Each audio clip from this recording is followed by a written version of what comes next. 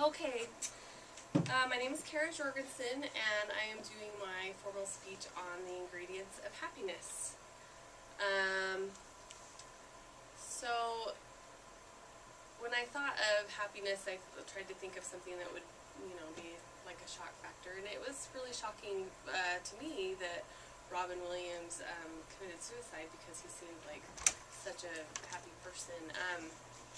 So it made me wonder what the missing ingredient was. Why wasn't he happy? I don't have the answer to that, but we can speculate a little bit.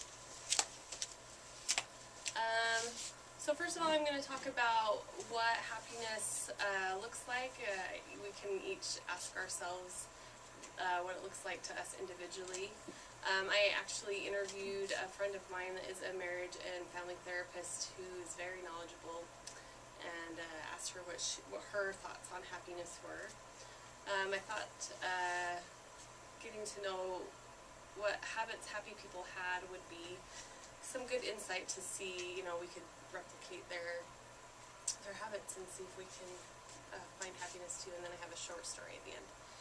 Okay, so what are the ingredients to happiness? I thought these were some pictures that made me smile. I really like the picture of that old guy. I don't know. Really cute. Okay. So does happiness to you, is it a place? When you picture being happy, do you think of a place? I certainly have always wanted to go to Paris, so that makes me happy to think about going there. Is it possessions, money, having a big house, owning things, an expensive car? Is it your family, the people that are close to you? I guess you could include friends in that. Or is it love, or is it all of these combined?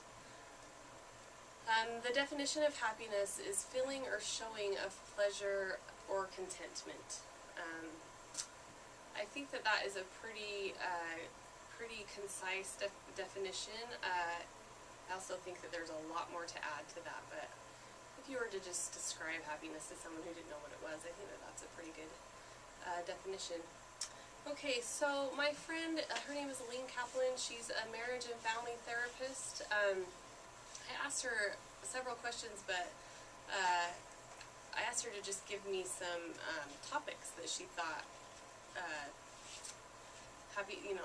that went with happiness, and I'll go into each one individually. They are self-contentment and acceptance, conscious thinking, gratitude, goals, fun, and health. Self-contentment and acceptance. Love yourself just the way you are. Accept that you are where you are supposed to be, and there are no accidents, only opportunities for growth. I really liked this because if you look back on your life, and you can have regrets and I don't know, like, be frustrated about where your life is at this moment. But when I talked to her about this, she kind of put that into perspective, and she said, now if you look back on your life and when you were in a place where you didn't want to be, 5 years ago, you can look back on that now and say, oh, that did contribute to my life in a way. And I totally understand that. My husband's a helicopter pilot, and in the helicopter industry, you have to move all the time until you build up certain hours. And we've been married for 11 years, and we've moved 11 times. And wow. Yeah, it's really frustrating. But if I look back on every single place that we've lived, I can see how it contributed greatly to where we are right now. And I don't regret any of it. And I love that she said there are no accidents, only opportunities for growth. I totally believe that. That to me is gospel right there. Okay, conscious thinking. This is really important, something that I've been toying with lately. If you listen, a lot of us are, we don't really listen to our thoughts. We don't feel like we have control over our thoughts. But if you were to stop and really listen to your thoughts, you'd probably hear a lot of negative things. The good news is that you're in control of your thoughts. You can change what you're thinking, and it takes practice, but after a while it'll just be second nature to just have positive thoughts. And the equation that she said, and I'm gonna remember it for the rest of my life, is your thoughts affect your feelings, and your feelings affect your actions, and then your actions affect your results. And so that, like, immediately makes me want to just think, I want this, I want that, I want this, so that I'll get it. But so yeah, I'm going to be practicing that a lot. Gratitude. This one kind of goes back to what I was talking about with the no accident thing. Gratitude. She says that she thinks gratitude is the number one thing to happiness. We've all had a lot of good stuff happen to us, and we've all had a lot of bad stuff. But if you can truly find the silver lining in the bad and be grateful for what it's taught you and where you are now, you'll be good to go. I mean, I was listening to this, it was a TED Talk on happiness, and it was about this lady that, I don't know, she's like a life coach or something, I can't remember, but she just had the best attitude. She was going in for eye surgery that could render her blind, and instead of being scared and having a bad attitude about it, she said, what if blind is like the coolest thing ever? She's like, I don't know, I've never been blind, but what if it's my favorite? And so she, I just thought, well, that's a really good attitude. Like, what if it's the coolest thing? And I just don't know, because I've never been blind before. Always have goals. I'm a big goal person. I always try to have goals. I don't always accomplish them, but it's really, really good to have something to work towards. Let's see, she says, always work towards something. Goals give you a reason to get out of bed. I personally can attest to that. I just am coming back to school after being out for a long time, and I don't think that I was depressed before I started going back to school, but I definitely have more oomph when I get out of bed. I have something to do and think about, somewhere to be on a Saturday. Have fun every day. Life is meant for fun. Daily fun can completely eliminate depression. I think that's obvious. It's actually kind of hard with the day-to-day things that you have to do to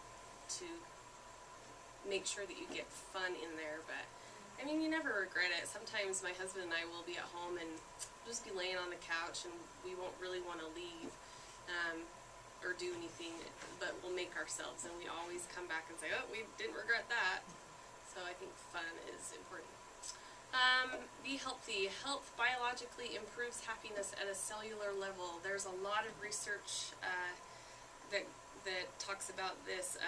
Feeding your body nutritious whole foods makes your cells happy. If your cells, you're eating a lot of processed crap, and your body is gonna get mad, and it's gonna be depressed, and it'll get mad for sure.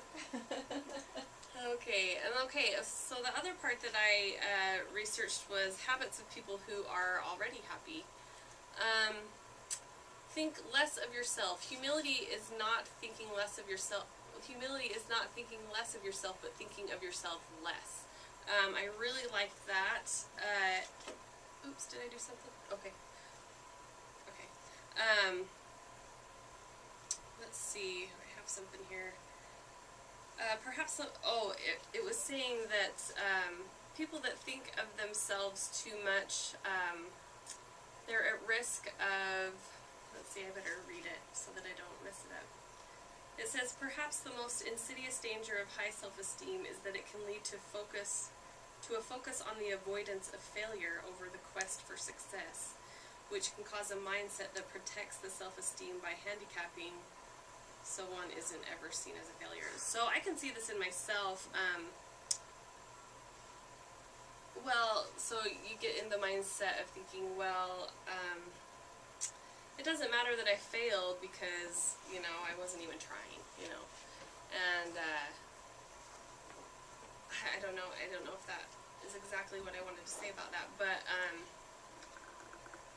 you still have to think of yourself, but if you're not so wrapped up in just you, then you're happier because you're, I don't know, being charitable to other people. And I mean, it's proven that just makes you feel good when you're giving of yourself to other people. Okay. Oops. What did I do? That wasn't the end of my... Just keep going. Yeah. Keep going.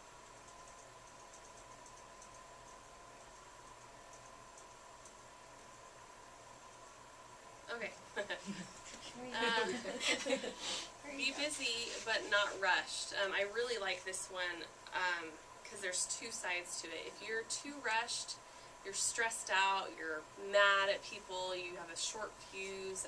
I know that as a mother and a wife and a student and having a job, I have a really short fuse sometimes, and I'm always just, my brain is going to explode. But on the other side of that, if you don't have anything to do, then you're just, you know, you're just depressed and don't feel like you've got a lot to live for, honestly. There's research out there that says feeling rushed is a one-way street to stress and unhappiness, and then being bored is kind of burdensome. So this says, when it comes to your life, if you're faced with decisions, the answer should either be hell yes or no. It shouldn't be maybe, okay. It should be a hell yes or a no. And I thought that was good, because if you're gung-ho about it, then you'll be excited and you won't be stressed out. Have 5 close relationships. Quality is better than quantity. So I thought this was interesting. It seems like a big thing, at least a while ago, was how many friends you have on Facebook, and that's supposed to make you feel better. But research actually shows that the amount of friends you have doesn't necessarily contribute to your happiness as much as the quality and closeness of a few friends. I thought that was, it sounds so obvious, but you never really think about it like that. There isn't really any compelling evidence that says that more friends equals more happiness. So, pick out some people and share some things about yourself and be happy. Okay, pick a skill and master it. This is a good one. My husband is a really good guitar player. I don't play anything, or I don't even know if I have a skill, to be honest. But he's so good at it, and he loves doing it. It makes him really happy. And so when I saw that, happy people have a skill and they're good at it, that seemed to be like, yeah, of course. And its research says that when you pick something to master, it's actually pretty stressful. And let's see, I'm going to read it just how it says it. Research has suggested that mastering a skill may be just as stressful as you might think. Although the process of becoming proficient at something took its toll on people in the form of stress, participants reported that these same activities made them feel happy and satisfied when they looked back on their day as a whole. This is a big one. Don't let time slip away, because the number one regret of the dying is that they weren't true to their dreams. It says apparently there's a big study called the Top 5 Regrets of the Dying, and the number one was that they weren't true to themselves. This is the most common regret of all. When people realize that their life is almost over and they look back clearly on it, it is easy to see how many dreams had gone unfulfilled. Most people had not honored even half of their dreams and had to die knowing that it was due to choices they had made or not made. Health brings a freedom very few realize until they no longer have it. And so, let's, go for the gold. And all of this can be wrapped up into perspective. If you look at your life in a negative way, you can always try to change your perspective and look at it from another way. I have a really short story that kind of sums this up. It says there was a boy whose family was very wealthy. One day his father took them on a trip to the country where he aimed to show his son how poor people lived so that he could see how lucky they were. They arrived on a farm of a very poor family. They spent several hours there. They spent several days there. On their return, the father asked his son if he liked the trip. "Oh, it was great, Dad," the boy replied. "Did you notice how the poor people live?" "Yeah, I did," said the boy. The father asked his son to tell him in more details about his impressions from the trip. "Well, we have only one dog and they have 4 of them. In our garden there is a pool while they have a river that has no end. We have some expensive lanterns, but they have the stars above their heads at night. We have the patio and they have the whole horizon. We have only a small piece of land while they have endless fields. We buy food, but they grow it. We have a high fence for protection of our property, and they don't need it as their friends protect them." The father was stunned and he could not say a word. Then the boy added, "Thank you, Dad, for letting me see how poor we are." So anyway, Amazing. so that's my speech. It was a really good, I liked researching that topic, and basically your happiness is in control. Nice You're in job, control of your Karen. happiness. Nice job. Thank you.